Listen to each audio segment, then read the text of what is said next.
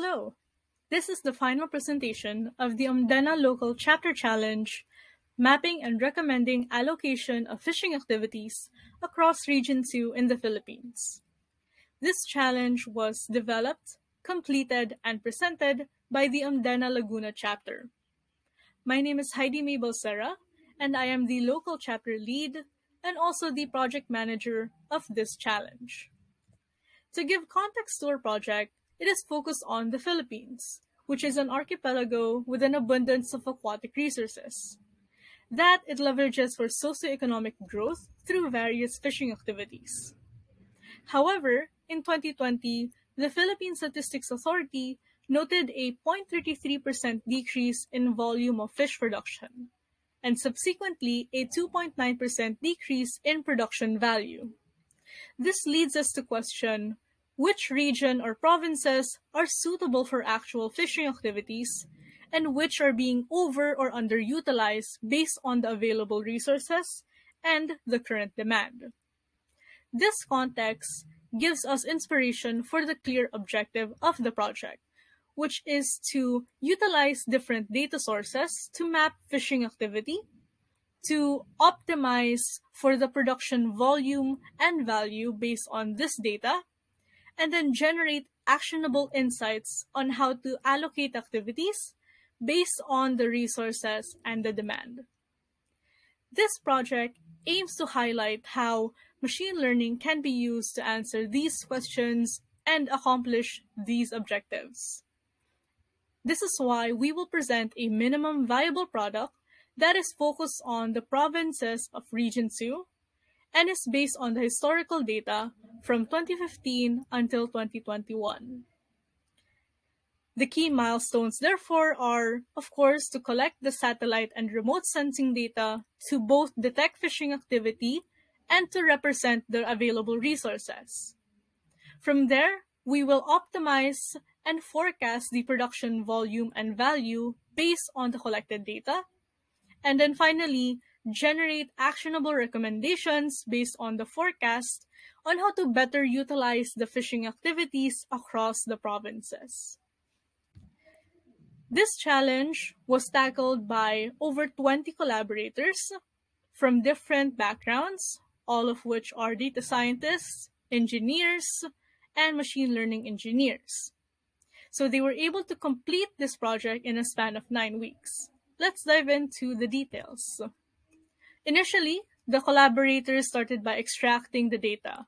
So they collected socioeconomic data, such as the population and historical production volume and value. They then aggregated it against the extracted features from satellite images and remote sensing data. These features were chlorophyll, mean temperature, and lit area in bodies of water to represent fishing activity. From that consolidated data, they then optimize for production. They use linear programming, which is an optimization technique that maximizes for a numerical value based on certain constraints. In this case, we want to maximize volume and value of production while using the available resources such as the fishing activity, the chlorophyll and temperature, and of course population to represent demand as the main constraint. Now from this optimized values, we then use it to forecast and generate recommendations. The forecasted data is used to represent the recommended production value and volume in 2022. We then take the forecasted data and compare it with the historical data of 2021 and see if that percent change is greater than the noted change of decrease in 2020. This comparison is the threshold that we use to generate actionable insights, such as if we want to increase fishing activity, if we want to decrease activity, or if we want to moderate it, such as increasing activity while lowering the price.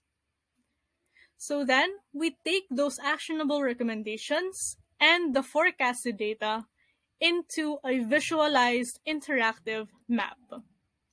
We put this interactive map into a web app so that we can also include descriptions about how to interpret the recommendations and also include the actual forecasted values. And as you can see, this is our final result for this project. This is the fishing activity recommender, and you will see in the upper left, it contains an interactive map highlighting the provinces in Region 2 and the recommended actions. In the upper right, you'll see the recommendation descriptions, which have the interpretations on how to utilize the recommended action. And in the bottom, you will see the actual values highlighted based on the type of recommendation. But of course, in Omdena challenges, it is not just about presenting a minimum viable product to the stakeholders. It is also about teaching our collaborators and upskilling them. So in this challenge, we were able to focus on 3 key learnings. First, of course, is to work with satellite and remote sensing data. So being able to interpret and work with unstructured data such as this is a highly desirable skill in the current industry. Our collaborators were able to work with data from collection, processing, and extraction.